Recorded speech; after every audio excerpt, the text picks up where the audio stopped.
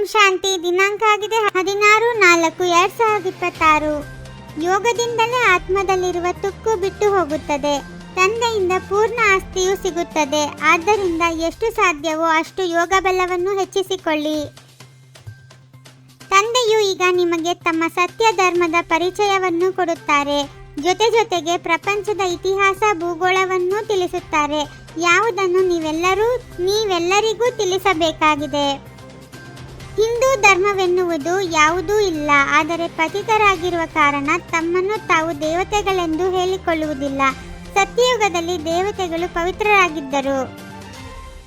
ಮಕ್ಕಳು ತಿಳಿದುಕೊಂಡಿದ್ದೀರಿ, ನಾವು ಭಾರತವಾಸಿಗಳು ದೇವಿ ದೇವತೆಗಳಾಗಿದ್ದೆವು. ಈಗ 84 ಜನ್ಮಗಳ ಚಕ್ರವನ್ನು ಸುತ್ತಿ ಸತೋಪ್ರಧಾನರಿಂದ ಈಗ ಸತೋ ರಜೋ ತಮೋ ಪ್ರಧಾನರಾಗಿದ್ದೇವೆ. ಶಿವತಂದೆಯು ಭಾರತದಲ್ಲಿಯೇ ದಿವ್ಯವಾದ ಜನ್ಮವನ್ನು ತೆಗೆದುಕೊಳ್ಳುತ್ತಾರೆ. ಇಲ್ಲಿಯೇ ಶಿವ ಜಯಂತಿಯೂ ಆಗುತ್ತದೆ. ಶಿವ ಜಯಂತಿಯ ನಂತರ ಗೀತಾ ಜಯಂತಿ ಆಗಬೇಕು. ಶಿವ ಎಲ್ಲ ಆತ್ಮರುಗಳ ತಂದೆಯಾಗಿದ್ದಾರೆ. ಆತ್ಮವು ಅವಿನಾಶಿಯಾಗಿದೆ. ಆತ್ಮವು ಒಂದು ಶರೀರವನ್ನು ಬಿಟ್ಟು ಇನ್ನೊಂದನ್ನು ತೆಗೆದುಕೊಳ್ಳುತ್ತದೆ. ಇದು 84 ಜನ್ಮಗಳ ಚಕ್ರವಾಗಿದೆ. ಭಾರತವಾಸಿಗಳು ಯಾರು ಪಾವನರಾಗಿದ್ದರೋ ಅವರೇ ಪತಿತರಾಗುತ್ತಾರೆ. ವಾಮ ಮಾರ್ಗದಲ್ಲಿ ಹೋಗುವುದರಿಂದಲೇ ಪತಿತರಾಗುವುದು ಆರಂಭವಾಗುತ್ತದೆ. ಭಕ್ತಿ ಮಾರ್ಗ ಆರಂಭವಾಗುತ್ತದೆ. ಈಗ ನೀವು ಮಕ್ಕಳಿಗೆ ಜ್ಞಾನವನ್ನು ತಿಳಿಸಲಾಗುತ್ತದೆ. ಇದರಿಂದ ಅರ್ಧಕಲ್ಪ 21 ಜನ್ಮಗಳಿಗೆ ಸುಖದ ಆಸ್ತಿಯನ್ನು ಪಡೆದುಕೊಳ್ಳುತ್ತೀರಿ. ಅರ್ಧಕಲ್ಪ ಜ್ಞಾನದ ಪ್ರಾರಬ್ಧ ನಡೆಯುತ್ತದೆ. ನಂತರ ರಾವಣ ರಾಜ್ಯವಾಗುತ್ತದೆ. ನೀವೀಗ ತಂದೆಯ ಮುಖಾಂತರ ಬೆಗರ್ ಟು ಪ್ರಿನ್ಸ್ ಅಥವಾ ನರನಿಂದ ನಾರಾಯಣ, ನಾರೆಯಿಂದ ಲಕ್ಷ್ಮಿಯಾಗುತ್ತಿದ್ದೀರಿ. ನಿಮ್ಮದು ಇದು ರಾಜಯೋಗವಾಗಿದೆ. ಆತ್ಮವೇ ಶರೀರದ ಮುಖಾಂತರ ಓದುತ್ತದೆ. ಶರೀರವು ಓದುವುದಿಲ್ಲ. ಆತ್ಮವು ಈ ಶರೀರದ ಮೂಲಕ ಓದುತ್ತೇನೆಂದು ಹೇಳುತ್ತದೆ. ಇದಕ್ಕೆ ದೇಹಿ ಅಭಿಮಾನಿ ಎಂದು ಹೇಳಲಾಗುತ್ತದೆ. ನೀವು ಚಿನ್ನದ ಯುಗದಲ್ಲಿ ಸತೋಪ್ರಧಾನರಾಗಿದ್ದೀರಿ. ನಂತರ ನಿಮ್ಮಲ್ಲಿ ತುಕ್ಕು ಬೆರಕೆಯಾಗುತ್ತದೆ.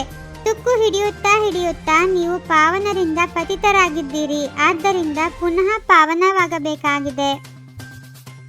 ಈ ಅಂತಿಮ ಜನ್ಮದಲ್ಲಿ ಪವಿತ್ರರಾಗಿ ನಾನು ನಿಮ್ಮೆಲ್ಲರ ಪ್ರಿಯತಮನಾಗಿದ್ದೇನೆ. ಆದ್ದರಿಂದ ಕುಡಿಯುತ್ತಾ ತಿನ್ನುತ್ತಾ ನಡೆಯುತ್ತಾ ನನ್ನೊಬ್ಬನನ್ನೇ ನೆನಪು ಮಾಡಿ. ಯಾರು ಹೆಚ್ಚಾಗಿ ನೆನಪು ಮಾಡುತ್ತೀರೋ ಅವರಿಗೆ ಹೆಚ್ಚಿನ ಆಸ್ತಿಯು ಸಿಗುತ್ತದೆ. ಇದು ನೆನಪಿನ ಯಾತ್ರೆಯಾಗಿದೆ. ಯಾರೆಷ್ಟು ನೆನಪು ಮಾಡುತ್ತಾರೆ ಅವರೇ ಪಾವನರಾಗಿ ನನ್ನ ಕೊರಳಿನ ಹಾರವಾಗುತ್ತಾರೆ. ಯಾರೆಲ್ಲ ಆತ್ಮರಿದ್ದಾರೆಯೋ ಎಲ್ಲ ಆತ್ಮರು ಡ್ರಾಮಾದಲ್ಲಿ ಪಾತ್ರಧಾರಿಗಳಾಗಿದ್ದಾರೆ. ಆತ್ಮವು ಅವಿನಾಶಿಯಾಗಿದೆ. ಇದರಲ್ಲಿರುವ ಪಾತ್ರವೂ ಸಹ ಅವಿನಾಶಿಯಾಗಿದೆ. ತಂದೆಯು ರಾಜಧಾನಿಯನ್ನು ಸ್ಥಾಪನೆ ಮಾಡುತ್ತಿದ್ದಾರೆ. ಅಂದಾಗ ಅದರಲ್ಲಿ ಯಾರೆಷ್ಟು ಪುರುಷಾರ್ಥ ಮಾಡುತ್ತಾರೆಯೋ ಅಷ್ಟು ಶ್ರೇಷ್ಠ ಪದವಿಯನ್ನು ಪಡೆಯುತ್ತಾರೆ. ಈಗ ನರಕದ ಗೇಟ್ ತೆರೆಯಲ್ಪಟ್ಟಿದೆ. ನಂತರ ಸ್ವರ್ಗದ ಗೇಟ್ ತೆರೆಯಲಾಗುತ್ತದೆ. ಸ್ವರ್ಗದ ಬಾಗಿಲು ತಂದೆಯ ಮೂಲಕ ತೆಗೆಯಲಾಗುತ್ತದೆ. ನರಕದ ಬಾಗಿಲು ರಾವಣನ ಮೂಲಕ ತೆರೆಯಲಾಗುತ್ತದೆ. ನಿರಾಕಾರನನ್ನು ತಂದೆ ಎಂದು ಕರೆಯಲಾಗುತ್ತದೆ. ಆ ತಂದೆಯನ್ನು ನೆನಪು ಮಾಡಬೇಕಾಗಿದೆ. ಪಾವನರೂ ಆಗಬೇಕಾಗಿದೆ. ವಿಕಾರಗಳನ್ನು ಅವಶ್ಯವಾಗಿ ಬಿಡಬೇಕಾಗಿದೆ. ನೆನಪಿನಿಂದಲೇ ತಂದೆಯ ಕೊರಳಿನ ಹಾರವಾಗಬೇಕಾಗಿದೆ.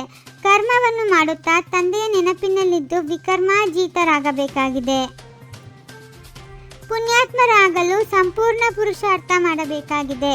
ದೇಹಾಭಿಮಾನವನ್ನು ಬಿಟ್ಟು ದೇಹಿ ಅಭಿಮಾನಿಯಾಗಬೇಕಾಗಿದೆ.